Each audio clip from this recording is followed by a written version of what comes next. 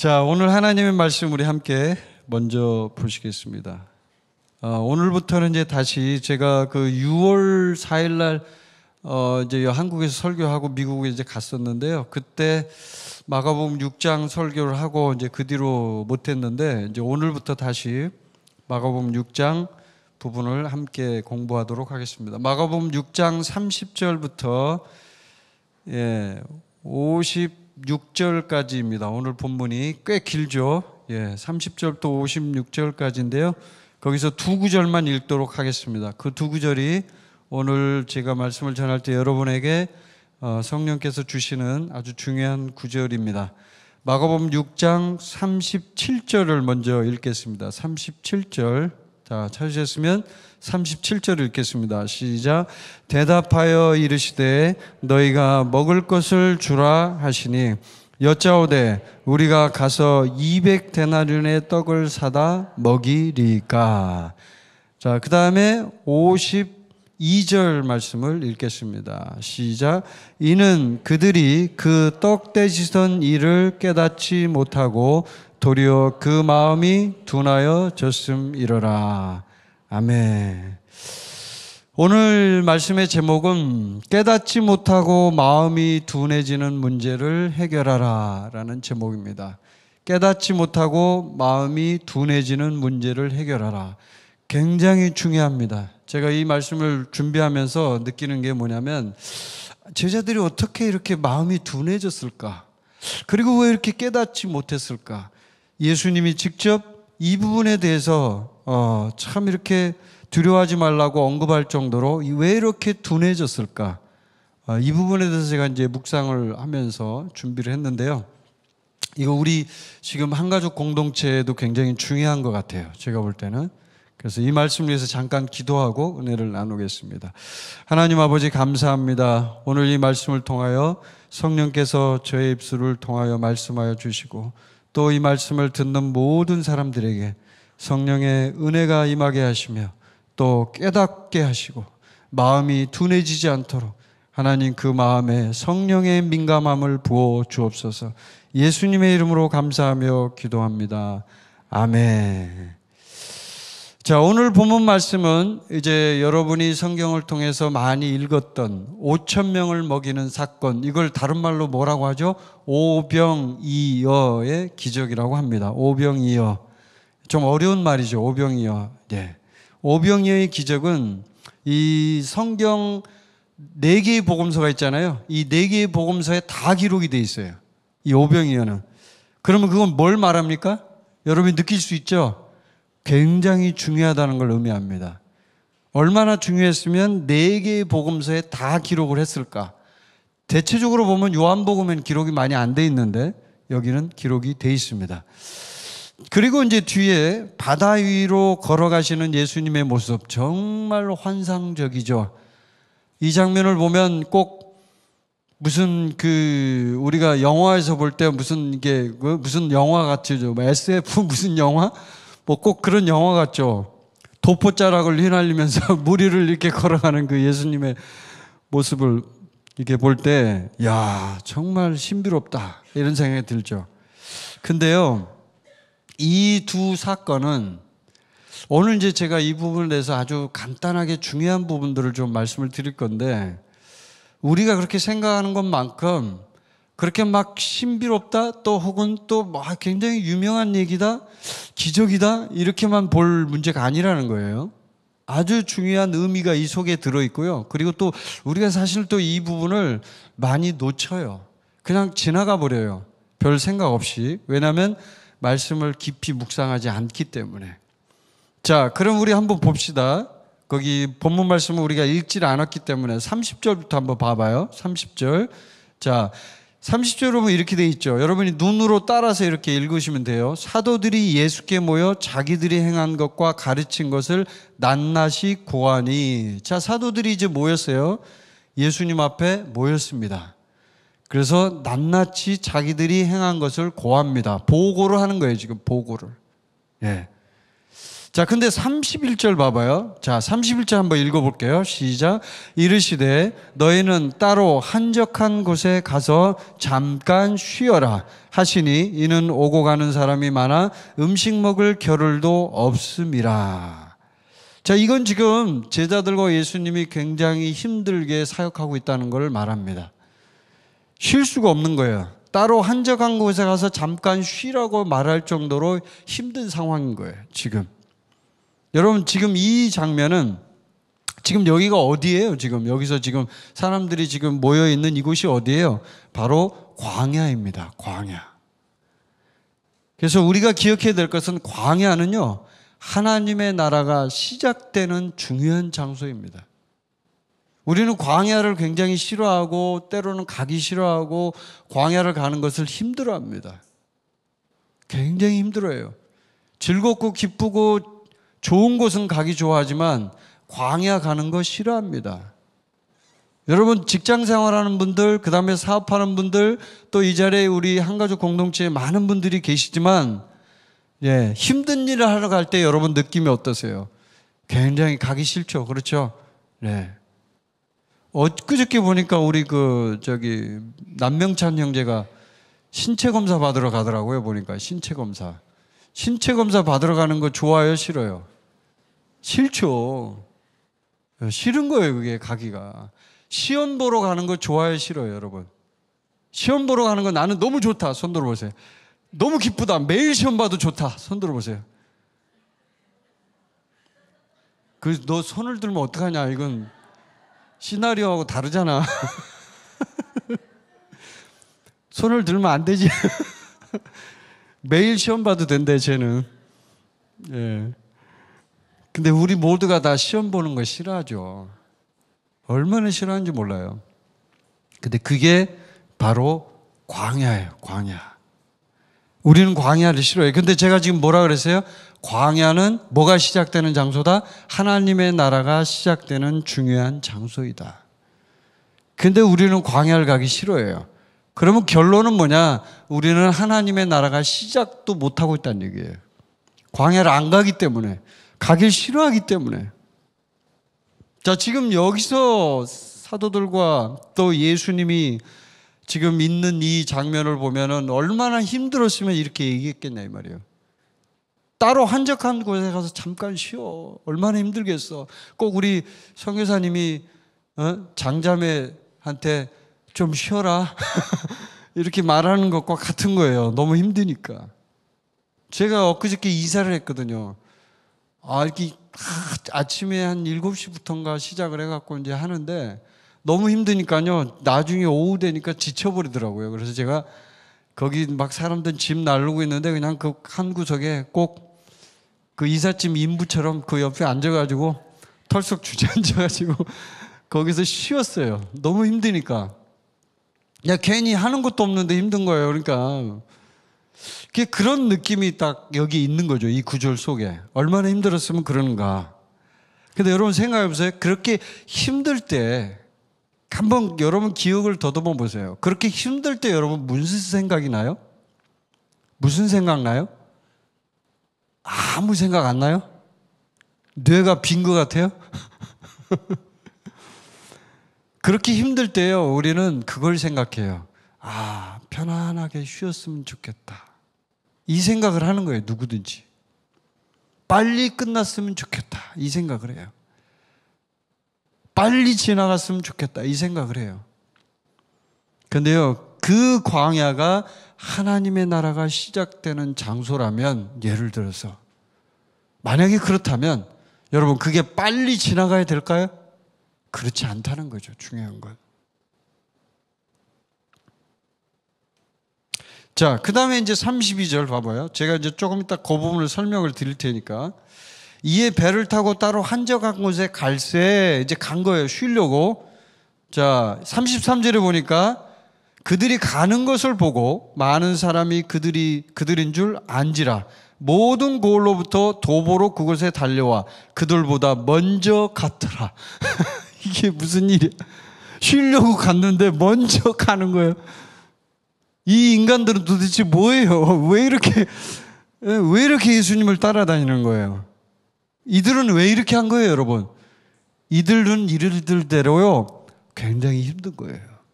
이들도 힘들어요. 미치겠는 거예요. 자기는 지금 절체절명, 예수님이 아니면 자기는 죽는 거예요. 말기 암 환자예요. 내일 모레 죽어야 돼요. 근데 이 사람들이 지금 뭐 한가하게 쉬고 이럴 수 있을까요, 여러분? 그럴 수 없어요. 나는 지금 죽을 것 같아요. 저를 빨리 도와주세요. 근데 34절에, 자, 34절 말씀을 읽어봅시다. 시작. 예수께서 나오사 큰 무리를 보시고 그 목자 없는 양 같음으로 인하여 불쌍히 여기사 이에 여러 가지로 가르치시더라. 야, 여기서 정말 놀라운 이 장면이 나옵니다. 예수께서 그들이 나오면 막 짜증을 내야 될 거 아니에요. 니네들 왜 왔어? 나 좀 쉬게 놔둬. 이래야 되잖아요. 그게 아니라 예수께서 나와서 어떻게 했다고요? 큰 무리를 보시고 그 목자 없는 양 같음으로 인하여 불쌍히 여겼다고 말하고 있습니다. 이 불쌍히 여겼다는 말이 스플랑크니조마이라는 이 헬라어 단어를 쓰는데요. 이게 무슨 뜻이냐면 좀 더 리얼하게 얘기를 해줄게요. 창자가 끊어지는 고통을 느끼는 상태를 말합니다.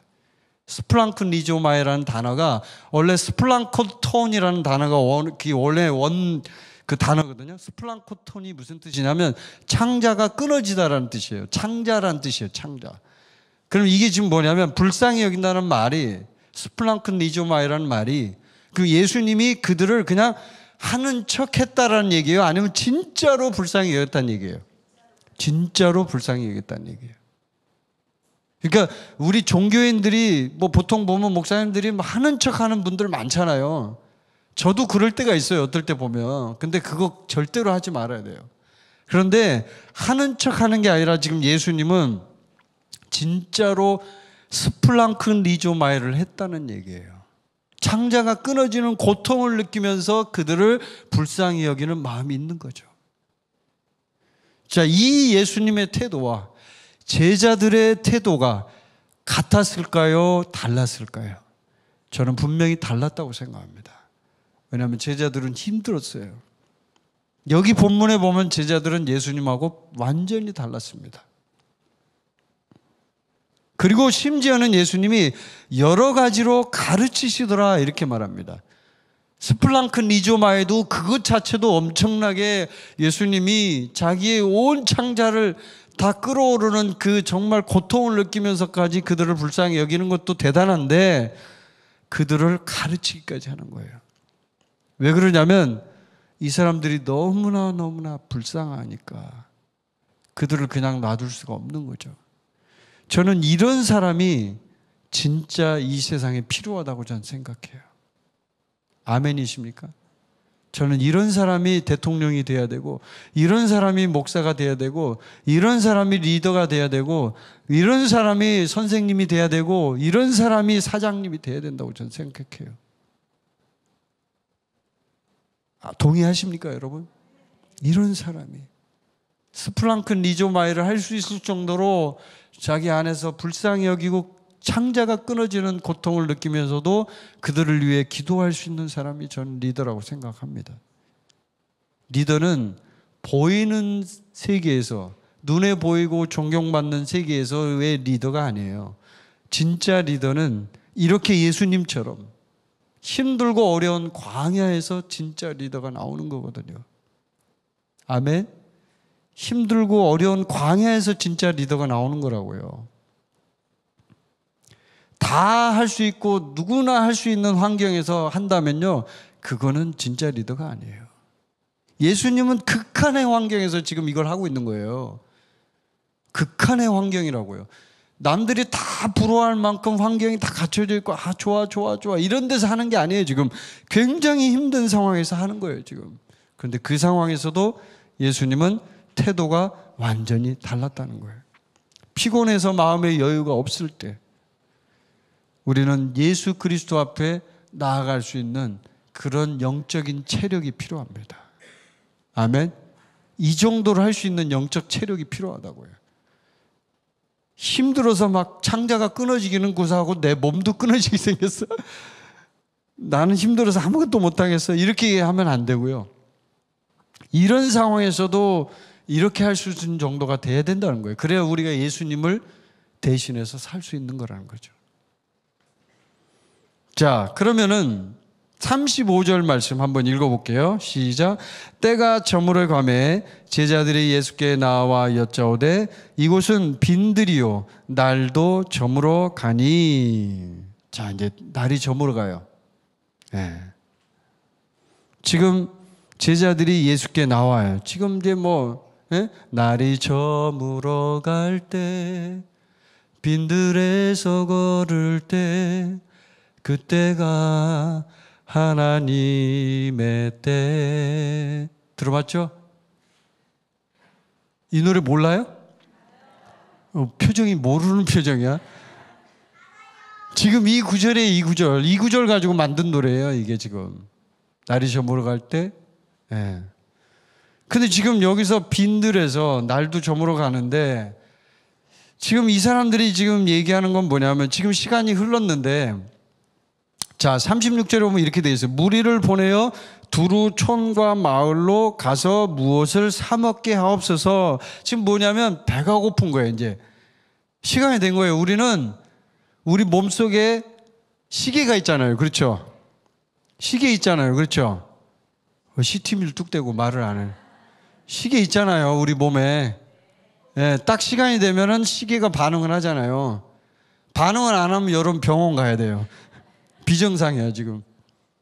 네, 그 시계가 작동을 한 거예요. 그러니까 제자들이 이걸 해결할 수 있는 방법이 없는 거예요. 그래서 무리를 보내서 뭘 사 먹게 하세요, 선생님, 이런 얘기예요. 자, 근데 여기서 이제 오늘 아까 우리가 읽었던 구절이 그 다음에 나와요. 이제 37절. 여기가 아주 중요한 부분이 이제 여기에 숨겨져 있어요. 자, 37절 다시 한번 읽어볼게요. 시작. 대답하여 이르시되 너희가 먹을 것을 주라 하시니 여짜오되 우리가 가서 200데나리온의 떡을 사다 먹이리까? 자, 이걸 잘 보세요. 그냥 여러분이 그냥 막 읽고 넘어간 적이 많을 거예요. 자, 주님이 대답합니다. 이 제자들은 지금 보내서 사 먹게 하라 이 말이에요. 다 보내서 요 가림 프라자 옆에 보면 식당 많으니까 다 가서 사 먹게, 이제 이런 얘기예요. 근데 주님은 뭐라고 얘기하냐면 똑똑히 얘기했죠. 너희가 먹을 것을 주라. 뭘 가지고 줘? 뭐가 있어야 줄 거 아니야? 너희가 먹을 것을 주라는 거예요. 지금 뭘 주냐고. 뭐가 있어야 주지. 지금 예수님 지금 이상하신 분 아니에요? 아무것도 없는데 지금 제자들이 말한 건 아주 현실적인 얘기를 한 거거든요. 지금 아무것도 없어요, 선생님. 그러니까 가서 좀 사 먹게 합시다. 지금 배고플 텐데 이 사람들. 그 얘기거든요. 근데 예수님은 얘하고 전혀 다른 상황으로 얘기합니다. 너희가 먹을 것을 주라. 자, 예수님이 지금 여러분에게 얘기합니다. 너희가 먹을 것을 주라. 여러분 줄 수 있어요? 여러분 줄 수 있어요? 온유만 대답 안 해. 할렐루야. 온유는 줄 수 있어. 오늘 너 밥 먹다가 오병이어가 일어날지도 몰라. 그래. 할렐루야. 너희가 먹을 것을 주라. 이 말은요, 예수님이 지금 제자들에게 교육을 시키고 있는 거예요. 제자들은 이 6장의 앞에 보면 나오지만 이미 예수님이 파송을 해서 12제자를 보냈어요. 보셨죠? 여기 성경? 네, 앞에 보면 나와요. 6월 4일 날 설교한 거예요. 벌써 까먹었어요. 2달 되니까. 그때 얘기했다고 제가. 다 보내서 다 이렇게 권능도 주고 다 했단 말이에요. 능력도 주고. 그러면 지금 이 상황에서 제자들은 어떻게 대답을 해야 되냐면 200데나리온의 떡을 사다 먹이니까 이렇게 하는 게 아니라 Yes, sir. 주님, 저희가 주겠습니다. 이렇게 얘기해야 되는 거예요. 이게 바로 우리 그리스도인들이 가져야 할 태도예요. 태도. 하나님은 우리에게 만나보다도 뛰어나고 풍성한 공급을 해줄 수 있는 분이 바로 하나님이에요. 아멘. 만나보다 훨씬 더 풍성하게 공급해 줄 수 있어요. 만나는 딱 먹을 만큼만 주지만, 지금 예수님이 여기서 오병이에 일으킨 건요, 엄청나게 많이 남았어요. 12바구니에 가득 찰 정도로 남았어요. 얼마나 많이 남았겠어요. 그러죠? 손이 커요, 예수님이. 우리 교회에도 자매님들 중에 손이 크신 분들 있죠? 이 손이 크다는 게 아니고, 이해를 잘 하셔야죠. 굉장히 풍성하게 공급하시는 분들이 있어요. 지금 그렇게 공급할 수 있다는 얘기예요. 자, 제자들은 분명히 마가복음 6장 7절에서 12제자를 부르사 둘씩 보내시며 더러운 귀신을 제어하는 권능을 주시니. 분명히 성경에 써 있어요. 그래서요, 예수님은 분명한 의도를 가지고 제자들에게 명령을 하신 거예요. 지금 그냥 장난을 친 것도 아니고 그냥 막 제자들을 골탕 먹이려고 니네 한번 골탕 먹어봐라, 이게 아니고요, 분명한 의도를 가지고 제자들에게 명령을 하신 겁니다. 자, 시편 23편 여러분 읽어보셨죠? 시편 23편이 지금 오늘 본문 이 말씀과 굉장히 비슷합니다. 시편 23편에는 푸른 초장에 있는 양떼들은요, 항상 공급이 끊이지 않고 마르지 않고 공급이 된다고 말하고 있어요. 아멘? 부족함이 없다고 말하고 있어요. 그렇죠? 바로 시편 23편에 나오는 그 장면이 여기서 다시 재현이 된 거예요. 다시. 꼭 타임머신 타고 이쪽에 와가지고 시편 23편에 있는 그 사건이 여기 일으킨 것처럼 그렇게 지금 여기서 나타나고 있는 거예요. 자, 그럼 이제 여기서 중요한 게, 그럼 왜 예수님은 이 제자들에게 이렇게 명령을 하셨을까요? 수수께끼 퀴즈 여러분에게. 제자들은 왜 이런 명령을 예수님은 왜 제자들에게 이 명령을 하셨을까요? 교육시키려고 하는 건데, 아까 제가 얘기했잖아요. 의도가 뭐예요? 분명한 의도를 가지고 제자들에게 명령을 한 거예요. 이게 지금 어떤 의도를 가지고 했을까요? 자, 여러분이 설교를 들으면서 여러분 마음속에 질문해 보세요. 성령님께 뭡니까 하고 질문해 보세요. 좀 이따 제가 다시 질문을 드릴게요. 맞추시는 분에게 제가 상을 주든지 해야 될 것 같아요. 굉장히 중요한 메시지예요, 이게. 자, 그러면 이건 이제 넘어가고 좀 이따 제가 이제 연결해서 말씀드릴게요. 자, 38절에 보면 이렇게 되어 있어요. 38절 한번 같이 읽어봐요. 시작. 이르시되 너희에게 떡 몇 개나 있는지 가서 보라 하시니 알아보고 이르되 떡 5개와 물고기 2마리가 있더이다 하거늘. 자, 예수님이 이렇게 말해놓고 제자들의 대답은 200데나리온, 그러니까 노동자의 200일치 품삯이에요. 하루 품삯이 1데나리온이니까요. 200일 정도를 일해야만 받을 수 있는 돈이니까 어마어마한 돈이죠. 6개월 이상이 가는 거니까, 200일이니까. 그렇게 지금 이 큰 돈인데 이 얘기만 하는 거예요. 돈 얘기만 하는 거예요, 예수님한테. 근데 예수님은 38절에서 너희에게 떡이 몇 개나 있는지 한번 보라는 거예요. 빵이 몇 개나 있냐? 한번 봐봐. 지금 그렇게 얘기하는 거예요. 자, 그랬더니 떡 5개와 물고기 2마리가 있다고 얘기하는 거예요. 자, 예수님이 왜 이렇게 물어봤을까요? 지금 현재 너희들이 갖고 있는 능력이 뭐니? 이걸 물어보는 거예요. 네가 지금 갖고 있는 능력이 뭐야? 너 지금 현실적으로 뭘 갖고 있어? 너 지금 상태가 어때? 너 지금 광야야? 너 지금 어디야? 이걸 물어보는 거예요, 주님이. 너의 지금 현 주소가 뭐야? 이걸 물어보는 거예요. 그때 현 주소는요, 빵 5개하고 물고기 2마리밖에 없어요. 자, 우리가 이런 상황을 맞닥뜨렸을 때 우리는 어떻게 될까요? 절망을 합니다. 우리는 대부분 절망을 해요. 방법이 없나 봐. 겨우 빵 5개하고 물고기 2마리? 이거 가지고 누구 코에 붙이라고? 우리 교회 애들은 2명이 있어도 이거 다 먹고도 모질라 갖고 더 먹는데? 그러죠? 우리 미라클 학생들 한번 대답해봐요. 빵 5개, 물고기 2마리 충분하지 않죠? 혼자 먹어도 아마 다 먹을 거예요, 이거. 근데 이걸 가지고 어떻게 하냐?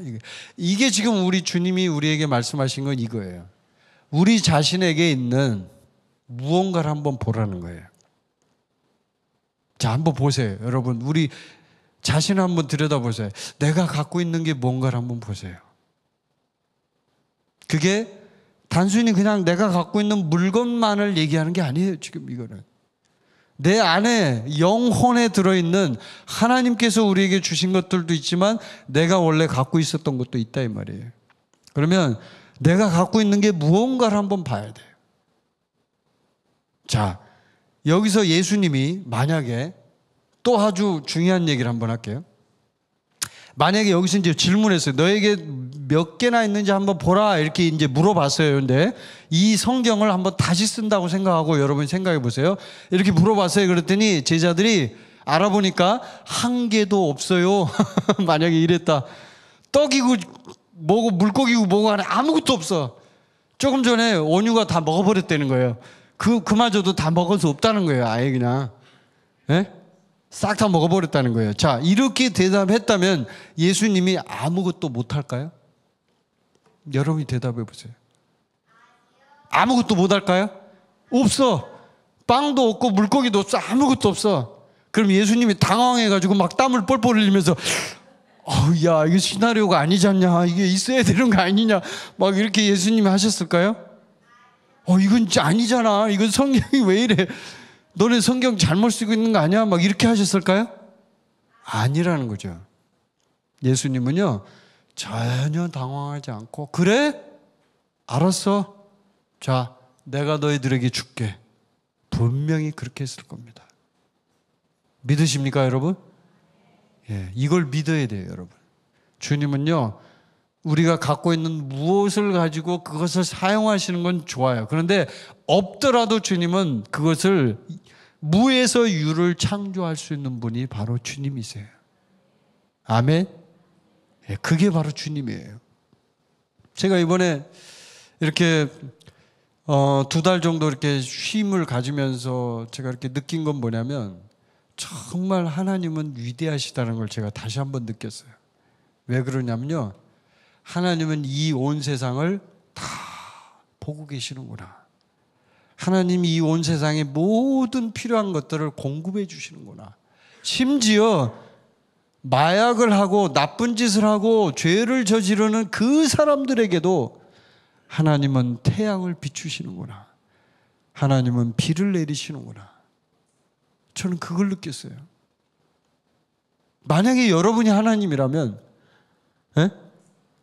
여러분이 만약에 하나님이라면 생각해 보세요. 한번 가정을 하고 생각해 보세요. 막 마약을 하고 나쁜 짓을 하고 막 얄밉게 행동을 하고 이렇게 나쁜 짓을 하고 사람들을 죽이고 이런 사람들이 있어요. 그럼 내가 하나님이라면 이 사람들한테 비를 내릴까요? 여러분 내려주고 싶어요, 비를? 온유가 대답해봐. 온유가 비를 내리고 싶어? 아니래잖아요. 비 내리기 싫죠. 요 나쁜 놈, 너는 비도 필요 없어. 넌 태양도 필요 없어. 어둠에서 살아. 막 이렇게 할 거 아니에요. 근데 하나님은 그렇게 안 하더라 이 말이에요. 다 똑같이 다 공급해 주시는 거예요. 그래서 오늘 이 구절에서 여러분이 볼 수 있는 건 그거예요. 하나님은 아무것도 없어도 공급해 주시는 분이다.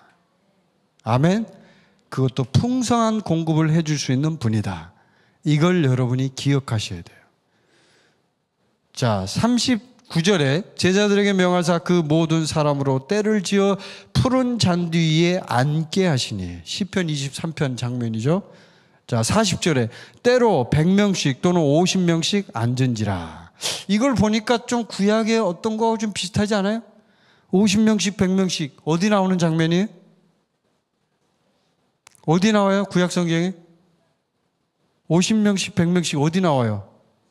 예, 모세가 50부장, 100부장, 10부장 생각나요? 그 장면이잖아요. 자, 그 다음에 41절에 자, 같이 한번 읽어봅시다. 41절 시작. 예수께서 떡 5개와 물고기 2마리를 가지사 하늘을 우러러 축사하시고 떡을 떼어 제자들에게 주어 사람들에게 나누어 주게 하시고 또 물고기 2마리도 모든 사람에게 나누시매. 아멘. 자, 예수님은 여기에 감사 기도를 하셨어요. 축사, 이게 이제 원어에 보면 감사 기도예요. 감사 기도, 이게 기도를 하셨어요. 그리고 기적을 행하십니다. 근데 예수님께는 이게 기적이 아니에요. 그냥 만나를 하늘에서 내리는 것과 별 차이가 없을 만큼 아주 간단한 사건이에요. 그냥 이렇게 주는 거예요. 공급해 주는 거예요. 예수님은 쉬운 거예요, 이게. 그럼 우리는 쉬워요, 어려워요? 우리도 쉬운 거예요, 엄밀히 말하면. 근데 우리가 문제가 있는 거죠, 우리가. 자, 42절을 보니까 다 배불리 먹고 남은 떡 조각과 물고기를 12바구니에 차게 거두었으며 떡을 먹은 남자는 5,000명이었더라. 아멘, 할렐루야. 5,000명이 먹은 거예요.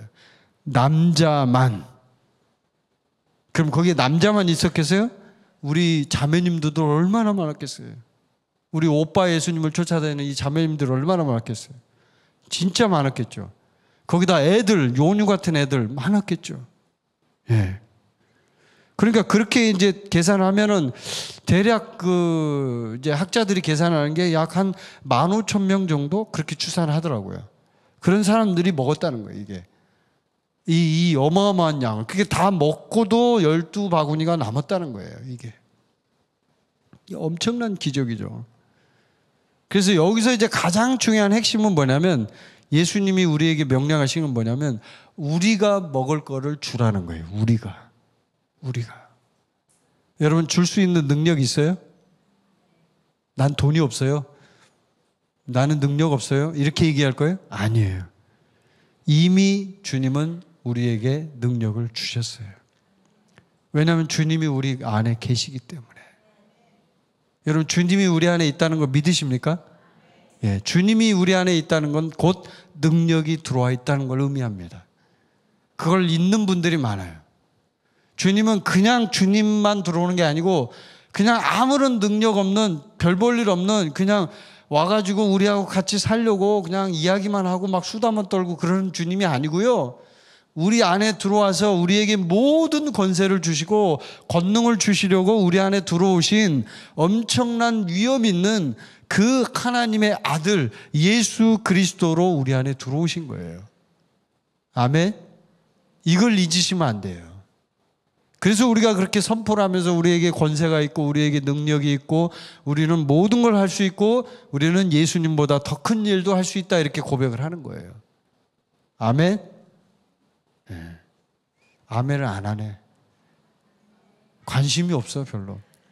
너는 떠들어라. 그렇게 하시면 안 돼요.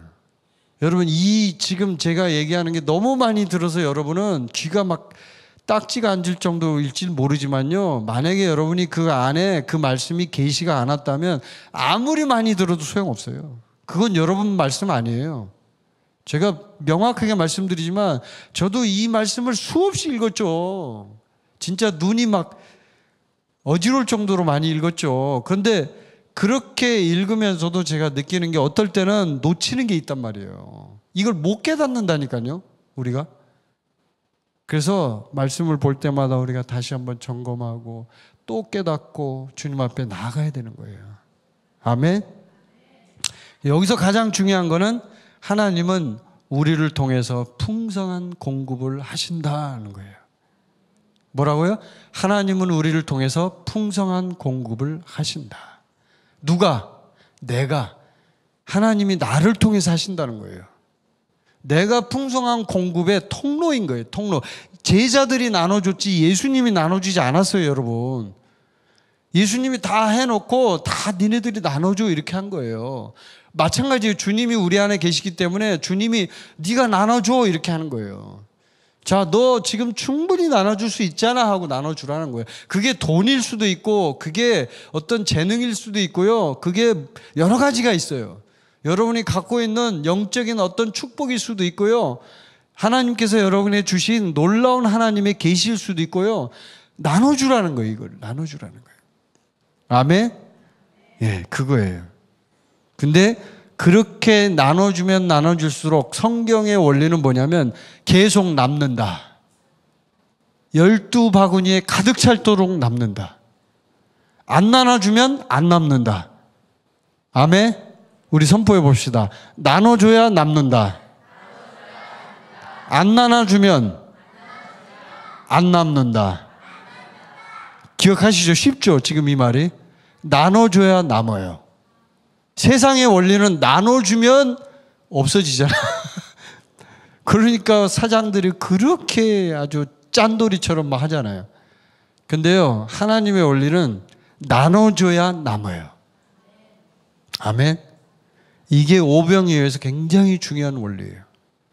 하나님은 우리를 통해서 공급하신다. 여러분, 부자가 되고 싶으세요? 부자가 되고 싶은 이유가 분명하신 분들 있죠. 나는 부자가 되고 싶다. 이유가 있죠. 하나님을 위해서. 진짜라면 여러분은 오병이의 기적에 나오는 것처럼 나눠줘야 돼요. 내가 공급을 해줘야 돼요. 내가. 공급을 하면 할수록 더 많이 남아요. 12광줄이 24광줄이 바구니에 꽉 찰 정도로 남아요. 아멘? 그게 여러분의 영혼에 어떤 계시로 임해야 돼요. 이게 나눠줄수록 남는구나. 나눠줄수록 더 많이 부어주시는구나. 이걸 여러분이 느껴야 돼요. 그러지 않으면요, 계속 빈궁한 상태로 힘들게 사는 거예요. 계속 어렵고, 이상하게 돈이 없는 사람은 계속 돈이 없어. 이상하게 돈이 많은 사람은 계속 돈이 많아. 그런 거 느끼셨죠, 여러분? 그렇죠? 그거 왜 그러냐면 그렇게 살기 때문에 그런 거예요. 아멘? 예. 여보, 아멘 안 하잖아. 그렇게 여러분이 나눠줄수록 여러분은 더 많이 공급받는다니까요. 만약에 제 말을 못 믿겠으면 그런 분도 있을지 몰라, 의심할지도. 그런 분들은요, 나눠줘 보세요. 한번 해보시고 얘기하세요. 했더니 이렇게 됐더라. 아마 엄청난 간증을 할 거예요, 여러분이. 진짜네요? 막 그럴걸요? 자, 그 다음에, 이제 45절부터, 예, 45절부터 그 부분 한번 두 번째 사건을 볼게요. 자, 45절에 보면 이렇게 되어 있어요. 예수께서 즉시 제자들을 재촉하사 자기가 무리를 보내는 동안에 배 타고 앞서 건너편 벳세다로 가게 하시고, 자, 처음에 의도는 벳세다로 이제 가게 하려고 예수님은 제자들을 재촉을 했습니다. 의도적으로 제자들을 보낸 거예요. 지금 이거는 재촉을 한 거예요, 예수님이. 그럼 의도성이 있는 거예요. 그냥 아무 생각 없이 보낸 게 아니에요. 그걸 아셔야 돼요. 자, 그러면 이제 여기서 46절에 보면 무리를 작별하신 후에 기도하러 산으로 가시니라. 그러니까 제자들은 이제 배에 태워서 보내고 본인은 산으로 기도하러 간 거예요, 예수님이. 자, 그렇게 하고 나서 47절에 보니까 저물매 배는 바다 가운데 있고 예수께서는 홀로 무태에 계시다가 48절에 보니까, 자, 바람이 거스름으로 제자들이 힘겹게 노젓는 것을 보시고 밤 사경쯤에 바다 위로 걸어서 그들에게 오사 지나가려고 하시매. 밤 사경은 새벽 한 2-3시 정도를 얘기합니다. 지금 바람이 거스른다는 거는 지금 막 배가 지금 가운데 있는데 바람이 막 불고 굉장히 안 좋은 거예요. 지금 이 상태가 뭐냐면 물결이 막 이렇게 일어가지고, 예, 배가 막 흔들리는 거예요. 저도 그 갈릴리에서 배를 한번 타봤거든요, 실제로. 근데요, 진짜로 심하더라고요. 갈릴리에서 배 타보신 분 손 들어보세요, 이 자리에. 있으시네. 예, 있네요. 흔들리던가요, 여러분도? 아, 거기는 안 흔들렸어요? 그럼 저하고 저희 아내만 흔들렸네? 그럼 이걸 체험하려고 그랬나 보지. 엄청나게 흔들렸어요, 배가. 꼭 배가 이렇게 꼭 그냥 완전히 그냥 옆으로 넘어질 것 같은 그런 느낌이 들었다니까요. 예, 바람이 엄청나게 불더라고요. 꼭 그 느낌이에요. 딱 제가 그때 그 배에 탔을 때 딱 그 느낌을 받았어요. 이야, 이때 예수님 이 장면이 그대로 떠오르는 거예요. 야, 이랬겠다. 막 바람이 거스르니까 제자들이 막 노를 젓는데 이게 도저히 통제가 안 되고 큰일 났어. 지금 배가 가라앉게 생긴 거예요. 자, 그런데 더 놀라운 일이 일어난 거예요. 예수님이 이건 무슨 유령도 아니고 막 물 위를 걸어서 사람이 오는 거예요. 막 지금 그런 상황에. 까무러치죠, 이거는. 자매님들 같으면 기절하죠, 그냥 보는 순간. 자, 49절에 제자들이 그가 바다 위로 걸어오심을 보고 유령인가 하여 소리 지르니, 막 소리 지르면서 말하자면 이거 이제 막 소리를 지르면서 큰일 났다. 지금 유령이 왔다. 아이고, 이게 참, 이게 진짜 제자들 맞아요, 이거? 자, 그런데 50절 말씀 같이 한번 읽어볼게요. 50절 시작. 그들이 다 예수를 보고 놀람이라. 이에 예수께서 곧 그들에게 말씀하여 이르시되 안심하라. 내니 두려워하지 말라 하시고. 자, 예수님이 그들에게 안심하라고 위로의 말을 전합니다. 나야, 나. 안심해. 두려워하지 마라. 나야, 나. 근데 이게요, 마태복음에는 어떻게 돼 있냐면 하나의 사건이 또 추가돼 있어요. 마태복음에 뭐가 나와요? 베드로 형님이 등장을 해요. 베드로 형님이 갑자기 툭 튀어나와가지고 주님이시거든 나를 오라 하소서 이렇게 하는 거예요. 우리 교회도 베드로 특징을 가진 분이 몇 분 계신데 물불을 안 가립니다. 물이든 불이든 상관없어요. 주님이 오라면 막 뛰어드는 분들이에요. 다른 분들은 제잖아요. 진짠가 아닌가 막 헷갈리고 막 그러는데요. 이때 베드로 형님은 그런 걸 가리지 않아요. 그러니까 주님이 오라고 하죠. 당연히 베드로가 믿음으로 얘기를 하니까 너 와.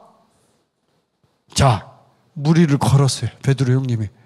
할렐루야. 주님께 영광. 베드로 형님이 물을 걸었다고. 여러분 왜 박수 치는지도 모르고 박수를 쳐요 지금?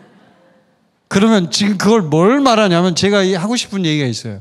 베드로가 무리를 걸었다면 우리는 무리를 걸을 수 있다 없다? 우리도 걸을 수 있다는 걸 얘기하는 거예요. 그냥 제가 뭐 허튼 소리를 하는 게 아니라 성경에 기록된 그대로 얘기하는 거예요. 베드로가 걸었다면 우리도 걸을 수 있다. 만약에 예수님이 걸었다면 우린 그렇게 걸고 넘어지죠. 예수님이잖아요. 우리는 안 될 수도 있잖아요. 이렇게 얘기하잖아요. 근데 베드로가 걸었다고요. 근데요, 베드로에게 두려움이 왔어요. 막 바람이 부니까 무서운 거예요. 우리는요, 인생을 살다가 예수님을 잘 믿다가 그런 사람들 많아요. 예수님을 잘 믿다가 갑자기 미끄러져요. 안 믿는데 왜 그러냐 그랬더니 도저히 못 믿겠대. 도저히 안 믿어진대. 그건 뭘 말하냐면요. 그 사람 마음속에 두려움이 있다는 거예요. 그 사람 마음속에 하나님을 신뢰하지 못하는 게 있다는 거예요. 여러분 한번 마음속에 생각해 보십시오. 내가 진짜로 하나님을 100% 신뢰하고 있는가? 우리는 하나님을 100% 신뢰해야 돼요. 100% 신뢰하지 않으면 베드로처럼 될 수밖에 없어요. 어떤 사람들처럼 미끄러질 수밖에 없어요. 너무나 당연한 거예요, 그거는. 그래서 주님은 우리에게 이렇게 얘기합니다.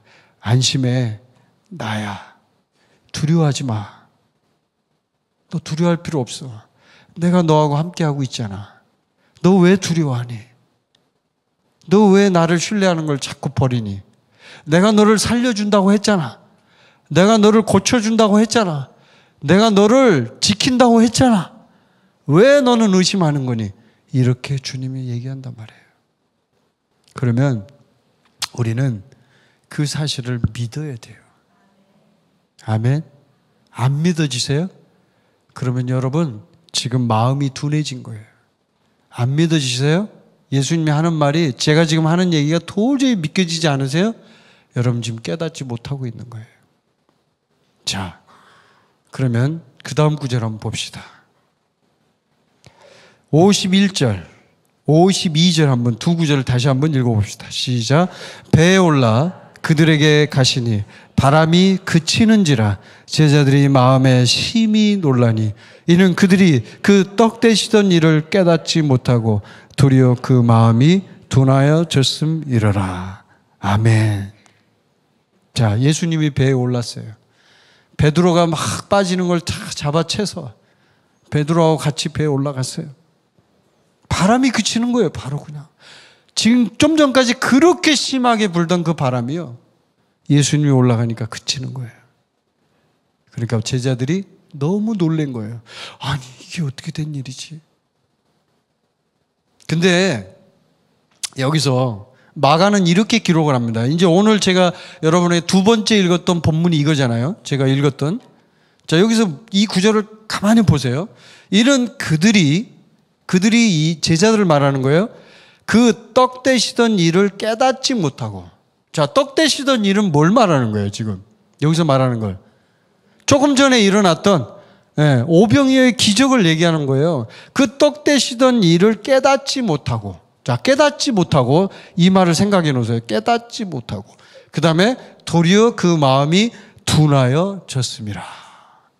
자, 이게 이 두 문장이 연결되어 있어요. 깨닫지 못하고와 그 마음이 둔하여졌다가 연결되어 있어요. 근데 이게 오늘 제가 이 말씀의 제목을 깨닫지 못하고 마음이 둔해지는 문제를 해결하라고 그랬잖아요. 이 문제를 해결하지 않으면요, 우리는 앞에서 일어나는 오병이어도 또 그 다음에 지금 무리를 걸어가는 이 사건도 그 다음에 우리가 신앙생활할 때 우리가 충분히 마주칠 수 있는 수많은 어려움과 광야의 체험도 우리는 뛰어넘을 수가 없어요. 그냥 제자들처럼 무방비 상태로 힘들게 갈 수밖에 없어요. 이걸 뛰어넘으려면 반드시 해결해야 되는 거예요. 그래서 마가가 여기다가 기록해 놨어요. 깨닫지 못하고 마음이 둔해졌다 이거예요. 자, 이게 뭐냐면 둔해진 마음이라는 단어가 있어요. 이 둔해진 마음이 카르티아 페포로메네라는 이제 헬라어 단어를 써요. 이 둔해진 마음이라는 게. 근데 이게 지금 뭐냐면 예수님의 능력과 자신들의 능력을 전혀 인식하고 있지 못하다는 걸 얘기합니다. 이 단어가, 이 원어에서 의미하는 의미가요, 그런 의미가 있어요. 그러니까 예수님이 갖고 있는 능력이 있을 거 아니에요. 그렇죠? 그리고 자기들이 갖고 있는 능력이 있을 거 아니에요. 이 두 개를 다 인식하지 못하는 거예요. 이게 마음이 둔해졌다는 얘기예요. 자, 여러분 한번 생각해 보세요. 마음이 둔해졌다는 것은 곧 뭘 의미하냐면요, 여러분이 조금 더 아주 직설적으로 얘기했을 때 마음이 둔해졌다는 것은 민감하지 않다는 얘기죠. 반대의 말로. 그러면 민감하다는 것은 항상 즉각 반응이 일어나는 상태를 말하고요, 둔해졌다는 것은 아무리 찔러도 느낌이 없다는 걸 얘기해요. 그러죠? 어떤 그 미국의 치유사역자가요, 그런 적이 있어요. 한 번은 그분이 이제 지금도 미국에 계신 분인데, 제가 아는 분인데, 그분이 이제 하루는 이제 안수기도를 해야 되는데, 안수기도를 하려고 이제 나가는데 목소리가 안 나오는 거예요. 목소리가. 목이 잠길 때가 있잖아요. 우리가 목감기에 걸리고 그러면은. 그러니까 목소리가 안 나오니까, 아니 안수를 하려면 예수 그리스도의 이름으로 말을 하면서 해야 될 거 아니에요. 그럼 말도 안 하고 벙어리처럼 뭐 이렇게 합니까? 말을 해야 될 거 아니에요. 안수하는 사람인데 기도도 해야 되고. 그러니까 너무 힘드니까 이제 주님께 기도를 했어요. 근데 해결이 안 돼.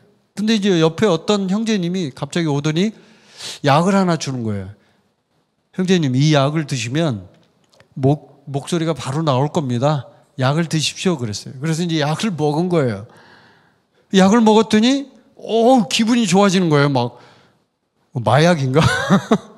하여튼 그걸 먹으니까 기분이 좋아지면서 이상한 증상이 일어나는 거예요. 조금 있다가 이제 안수를 막 하는데 바로 그런 건 아니고 조금 있다가 팔하고 다리가 마비가 되는 거예요. 둔해지는 거예요. 아무런 느낌이 없는 거예요. 그래가지고 이 형제님이 어떻게 느꼈냐면 그거를, 야, 성령이 역사하는가 보다. 우와, 내가 지금 기름 부음이 왔나 봐. 우와, 내 팔다리가 마비가 되네 하면서 막 안수기도를 하는 거예요. 막. 그랬더니 기적이 더 많이 일어나는 거예요, 그날. 근데 나중에 이 형제님 웃긴 거는, 나중에 알고 보니까 그 형제님이 준 그 약이요, 실제로 이 목감기를, 목을 해결을 하는데 또 하나 부작용이 있대요. 팔과 다리가 마비가 된대요. 그걸 모르는 거예요, 부작용이. 그러니까 부작용이 일어난 거예요. 팔과 다리가 마비됐는데 자기는 성령이 기름 부었다고 생각하고 막 한 거예요. 근데 실제로 그 역사가 일어난 거예요. 믿으니까. 자기가 그렇게 믿으니까. 지금 이 장면도 마음이 둔해졌다라는 게, 우리가 지금 제가 이 치유사역자 얘기를 그냥 여담으로 말씀을 드렸지만, 우리가 마음이 둔해졌다는 게 굉장히 중요한 의미를 갖거든요, 이게. 사람들은 마음이 둔해졌다는 걸 인식을 못해요, 사실은. 여러분도 아마 인식 못할 거예요. 지금 이 말씀을 듣고 있는 여러분 본인도 느끼질 못할 거예요. 내가 마음이 둔해졌나? 내가 마음이 둔해졌나? 자, 마음이 둔해졌다는 것은 그것은 곧 카르티아 페포로메네라는 뜻이라고 그랬잖아요. 이게 예수님의 능력과 나의 능력을 전혀 인식하지 못하는 상태라고 얘기했잖아요. 그러면 그거는 지금 여러분이요, 그 인식 능력 자체가 떨어졌다는 걸 의미해요. 아예 인식이 안 되는 거예요. 그래서 이거는 직설적으로 제가 이제 말씀드려서 의심이 두려웠다, 두려움이 들어왔다, 이렇게 얘기할 수 있어요. 의심과 두려움이 들어온 거예요, 여러분 안에.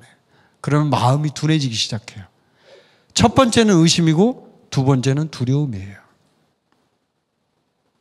자, 우리가 계속 제가 이제 그 설교를 할 때 영에 대한 얘기, 성령에 대한 얘기를 많이 말씀을 드리는데, 성령 하나님은 우리 안에 계시다는 걸 우리가 인지하고 있죠. 그렇죠? 그러면 성령 하나님이 우리 안에 계신다는 것은 뭘 말하냐면 그 자체가 바로 파워와 능력을 갖고 있다는 걸 의미해요. 그걸 막 그냥 추상적으로 성령님이 계시되 그냥 예수님이 산대 이렇게 생각하고 여러분 신앙생활하면 계속 그렇게 사는 거예요, 여러분. 성령님이 우리 안에 있다는 것은 아주 실제적이에요. 그러니까 내가 지금 당장 먹을 걸 줘라라고 예수님이 나한테 명령을 받아도 그걸 할 수 있을 상태가 된다는 얘기예요. 그게 바로 성령의 능력이에요. 근데요, 둔해지면 그게 없어져 버리는 거예요. 없어져 버리는 거예요. 그래갖고 사라져 버리는 거예요. 그리고 깨닫지 못한다. 이거는 여러분, 이 떡을 뗐다는 건 지금 이제 오병이의 기적을 했잖아요. 그럼 이게 지금 오병이의 기적에서 뭘 지금 깨닫지 못하다는 얘기예요. 지금 이 본문에서 지금 말하는 게. 제자들이 뭘 깨닫지 못했다는 얘기예요. 예? 예수님이 너희들을 통해서 능력을 행하시고 너희들도 그걸 할 수 있다라는 것을 분명히 깨닫게 하려고 하는 거예요, 아니에요? 그거죠. 지금 그러니까 너희가 먹을 걸 주라고 하죠. 아니, 정신이 나가지 않은 이상 그 의도를 안 가지고 예수님이 그 말 하겠습니까? 당연히 그 의도를 가지고 니네들이 해. 내가 할 일 아니야. 니네들이 해야 되는 거야. 라는 얘기를 하는 거예요, 지금. 근데 제자들이 도저히 못하니까 예수님이 대신한 거예요, 그냥.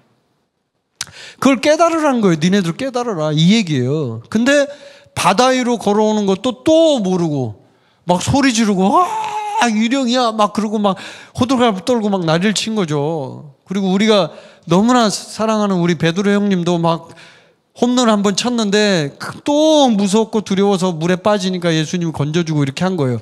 그러니까 이 얘기를 하는 거예요. 깨닫지 못했다고 얘기하는 거예요.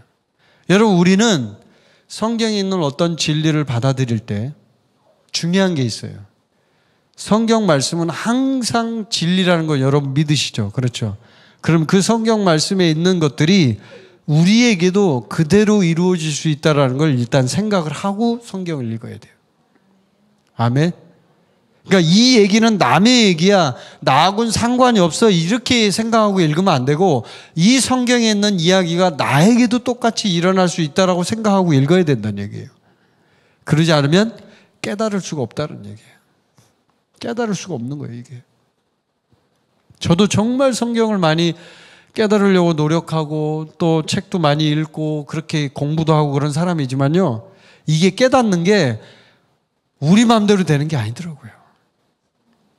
인정하시죠, 여러분? 우리 마음대로 안 돼요, 이게. 근데요, 내가 마음이 둔해지지만 않으면 핵심은 거기 있어요. 카르디아 페포로메네가 안 되면, 이게 안 되면요, 깨닫는 건 너무나 쉽게 깨달아져요. 그래서 여러분의 영을 주님 앞에 나아갈 수 있도록 결론은 그거예요, 여러분. 그럼 둔해진 마음을 어떻게 해결하느냐가 이제 중요한 결론이잖아요, 이게. 어떻게 그럼 이걸 해결을 해야 돼요? 이거잖아요. 의심과 두려움이 없어야 돼요, 먼저는 이게 없어야 돼요. 근데 의심을 하고 있다. 당연히 둔해지죠, 마음이. 두려워한다. 당연히 둔해지죠. 그러면 이 의심과 두려움이 어디서부터 오느냐를 우리가 봐야 되잖아요. 이게 어디서부터 오느냐? 그거는요, 내가 하나님 앞에 더 가까이 가려고 하는 그 마음, 그러니까 하나님께 더 나아가려고 하는 그 마음, 하나님을 향한 그 갈망과 열망, 하나님 앞에 막 나아가려고 정말 발버둥 치면서 울부짖는 그 마음, 그게 없으면요, 자연적으로 의심과 두려움이 들어오게 돼 있어요. 여러분, 마음이 뭐예요? 하트가. 하트는요, 내가 하나님을 사랑하고 하나님을 관심을 갖고 하나님에 대해서 온 집중을 하고 하는 그 모든 상태를 통합적으로 얘기하는 거예요, 이게. 그냥 단순히 성경을 읽고, 나 의무적으로 읽어야 돼. 나 읽으래. 군사훈련이래. 10장이래, 10장. 이게 아니고요. 내가 정말 그분을 만나고 싶고 너무 좋으니까. 내가 정말 그분을 사랑하니까. 내가 정말 그분에 대해서 관심이 많으니까. 제가 이번에 미국에 가서 그걸 느꼈어요. 여러분이 우리를 정말 관심을 많이 갖고 있구나. 미국에 있는데도 막 문자가 와. 어떻게 지내세요? 뭐 관심이 엄청 많더라고요. 우리 장 시스터츠 자매 둘이가 막 우리 숙소를 막 이렇게 핸드폰으로 막 구경을 하고 뭐 어디서 사는지 막 궁금하고 그런가 봐요. 막 그래서 보여주고 그랬었는데, 그게 바로 관심이거든요. 관심. 무관심은 완전한 사랑에 있어서 완전한 반대말이에요. 사랑하지 않으면요, 무관심해요, 여러분. 막 미워하고 그런 것도 아니에요. 그것도 아니에요. 완전히 무관심하면 이건 완전히 끝나는 거예요. 더 이상 해결점이 없어요. 아예 관심이 없어. 그냥 너 그러든가 말든가 난 신경 안 쓴다. 이게 무관심이거든요. 근데요, 사랑을 하면요, 최대의 집중을 하고 관심을 갖게 돼 있어요, 거기에. 이해되죠, 제 말이? 그 상태가 돼야 마음이 둔해지지 않는다는 거예요. 아멘? 그래서 여러분이 오늘 점검해 봐야 돼요. 내가 진짜 하나님께 정말 내가 관심을 갖고 있는가? 정말 내가 그분에게 초점을 맞추고 살고 있는가? 나의 인생의 모든 것이 거기에 초점을 맞춰서 거기에 관심을 갖고 있는가? 뭘 하더라도 하나님 중심으로, 뭘 하더라도 하나님 나라를 위해서, 뭘 하더라도 내가 그분을 위해서. 근데 그게 아니라 거꾸로야. 뭘 하더라도 다 나를 위해서, 뭘 하더라도 나 이러면요, 여러분은 마음이 둔해지기 시작하는 거예요. 이 떡을 떼던 일의 의미는 그것하고 연결돼 있어요. 예수님이 왜 먹을 걸, 아까 제가 질문했던 거 다시 할게요. 왜 우리에게 먹을 걸 주라고 했어요? 이제 이게 마지막 결론을 맺는 거예요. 이거하고 연결되니까. 왜 예수님이 우리에게 먹을 걸 주라고 하는 거예요? 훈련시키는 거는 제가 얘기했고, 뭐 때문에 그런 거예요? 네? 아직 답을 못 찾았어요? 제가 지금 다 답 말을 했는데. 우리에게 먹을 걸 주라고 하는 얘기는요, 우리에게 능력이 있기 때문에 그런 것도 되지만, 제가 지금 결론을 내렸잖아요. 우리가 마음이 둔해지지 않게 하려고 하는 거예요. 아멘? 뭐라고요? 마음이 둔해지지 않게 하려고 우리에게 먹을 걸 주라고 하는 거예요. 이제 알았죠? 예. 우리가 먹을 걸 주면요, 마음이 둔해지지 않아요. 우리가 먹을 걸 주면요, 우리의 믿음이 살아나요. 우리가 먹을 걸 주면요, 우리 안에 능력이 더 풍성해져요. 아까 제가 얘기했잖아요. 나눠주는 만큼 더 많이 남는다. 아멘? 여러분이 계속 그것을 사용하는 만큼 우리는 하나님 앞에 더 관심을 갖게 돼 있어요. 하나님 앞에 마음이 둔해지지 않게 돼 있어요. 근데 우리가 잊어버리는 거죠, 그거를. 여러분, 이 빵을 떼고 떡을 떼는 이 사건도 결국은 그거의 핵심이에요. 우리에게 주라는 거예요, 우리에게. 마음이 둔해지지 않게. 그리고 우리가 물 위를 걸으라는 거예요. 마음이 둔해지지 않게. 아멘. 여러분, 우리가 한번 선포해 봅시다. 우리는 사람들에게 먹을 것을 주어서 우리의 마음이 둔해지지 않게 해야 합니다. 아멘. 제가 중요하기 때문에 여러분 따라하게 한 거예요. 여러분이 먹을 걸 주지 않으면 여러분 마음은 둔해져요. 오늘 이 말씀이 그걸 우리에게 말하고 있어요. 성령님이 우리에게 얘기하고 있어요. 예수님이 우리에게 얘기하고 있어요. 우리는 이 지금 마가가 기록한 이 사건에 나오는 얘기처럼 깨닫지 못하고 마음이 둔해지는 경우가 너무나 많아요. 우리 인생을 살다 보면. 근데요, 그렇게 되면 여러분은 갈수록 힘들어져요. 굉장히 어려워져요. 이 마지막 시대를 살아갈 수가 없어요. 여러분 자체가. 그래서 이 문제를 오늘 이 공부를 하면서 여러분이 마가복음 이 공부를 했잖아요. 구절을 다 읽었잖아요. 같이 저하고. 한번 느껴보셔야 돼요. 아, 예수님이 그랬구나. 예수님이 그런 마음이었겠구나. 예수님은 이 제자들을 너무나 사랑했어요. 그들을 훈련시키기를 원했어요. 똑같습니다. 우리에게도 주님은 우리를 사랑하시고 우리를 훈련시키기를 원하는 거예요. 그리고 우리가 실제로 먹을 걸 줬으면 좋겠는 거죠. 그리고 실제로 우리가 그 무리를 당당하게 걸어갈 수 있었으면 좋겠는 거죠. 여러분 모두가 저와 여러분이 주님 안에서 정말 이 오병이의 기적과 무리를 걷는 기적처럼 하나님께서 우리를 통해서 그 일을 행할 수 있기를 바랍니다. 여러분 모두를 사랑하고 축복합니다. 기도하겠습니다.